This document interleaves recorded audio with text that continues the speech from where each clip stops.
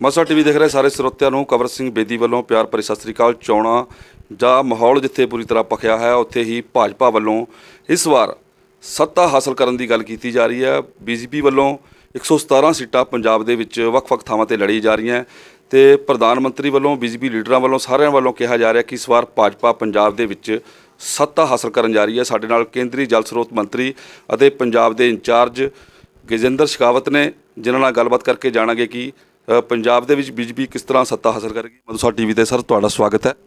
ਧੰਨਵਾਦ। ਗਜੇਂਦਰ ਜੀ, ਤੁਹਾਡੇ ਵੱਲੋਂ ਕਿਹਾ ਜਾ ਰਿਹਾ ਕਿ ਬੀਜੇਪੀ ਪੰਜਾਬ ਦੇ ਵਿੱਚ ਸੱਤਾ ਹਾਸਲ ਕਰੇਗੀ, ਕਿਹੜੀਆਂ ਗੱਲਾਂ ਨੇ ਜਿਹੜੇ ਵਿੱਚ ਬੀਜੇਪੀ ਲੈ ਕੇ ਆਈ ਹੈ कि ਅਸੀਂ ਰਾਜ ਕਰਾਂਗੇ?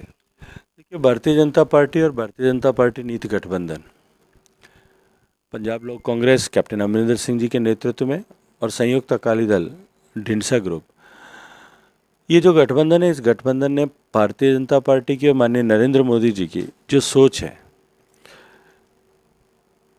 कि देश का विकास करें, साधारण मानवी के जीवन में परिवर्तन लाएं, देश में रोजगार की अवसर पैदा करें, देश के प्रोडक्शन को बढ़ा करके भारत को आत्मनिर्भर बनाएं।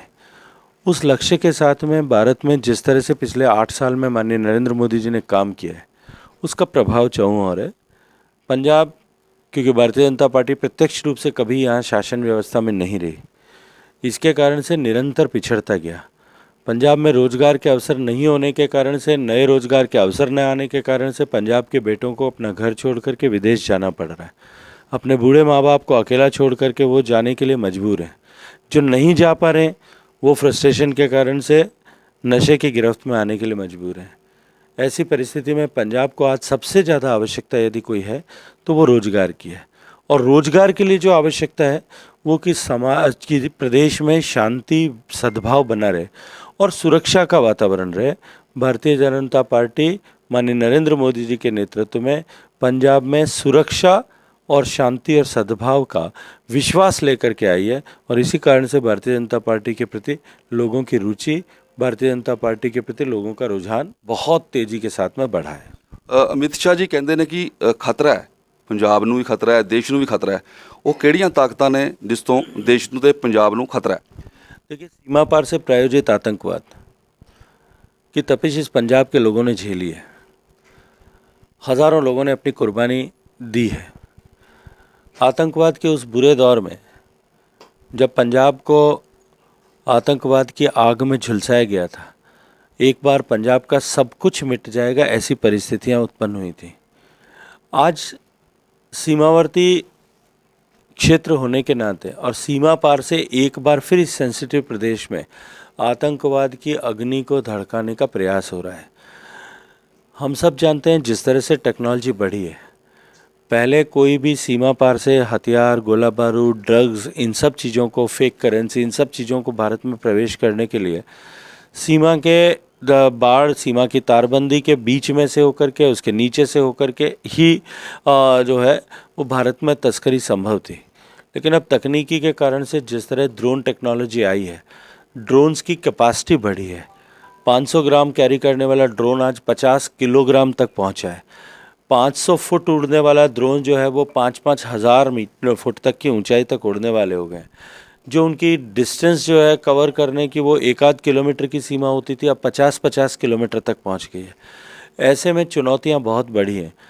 कैप्टन अमरिंदर सिंह जी कल ही एक पत्रकार वार्ता में बता रहे थे कि 1000 से ज़्यादा AK-47 राइफल्स, 1 लाख से ज़्यादा एम्यूनेशन और हज़ारों की संख्या में पिस्टल्स, सैकड़ों किलो RDX और करोड़ों रुपए फेक करेंसी जो है पिछले 1 साल में पंजाब की पुलिस ने या BSF ने अपने ऑपरेशंस में ड्रोन ड्रॉपिंग से बरामद की है।